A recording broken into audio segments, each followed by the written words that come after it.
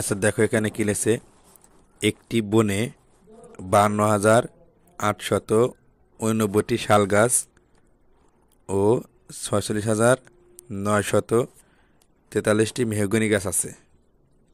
ওই বনে সর্বমোট কতটি গাছ আছে? যখন কোনো অঙ্কে মোট পরিমাণ জানতে চাবে তখন আমাদের যোগ করতে হবে, এরা মনে রাখবে।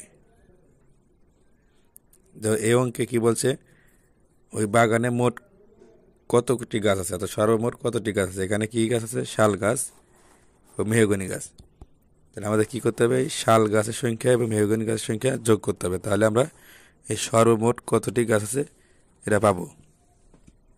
তাহলে আমরা কীভাবে যোগ করবো? দেখো, আমরা লিখব শাল গাছ আছে 52,889টি, মেহগনি গাছ আছে 46,943টি।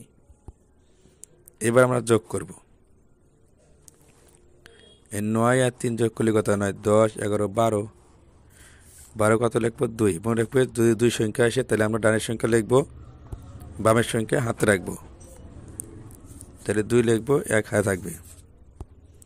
এবার দেখো 8 আর 4 কত? 8, 9, 10, 11, 12 আর হাতে রাখে 13। 13 কত লিখবো? 3 হাতে রাখবে কত? 1। এবার দেখো 8 আর 9 কত? 9, 10, 11, 12, 13, 14, 15, 16, 17 হাতে রাখে 18। 18 কত হবে? 8 হাতে থাকবে 1। এখানে দেখো 6 আর 2 কত? 6, 7, 8 হাতে রাখে 9। এরপর দেখো এখানে 5 আর 4 কত? 5, 6, 7, 8, 9। আমরা এখানে 9 লিখব। তাহলে ওই বাগানে সর্বমোট কতটি গাছ আছে? 99,832টি গাছ আছে। ওই বাগানে সর্বমোট 99,832টি গাছ আছে।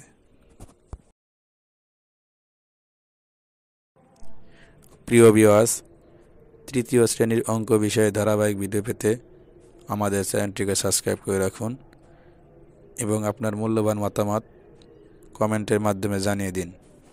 ধন্যবাদ।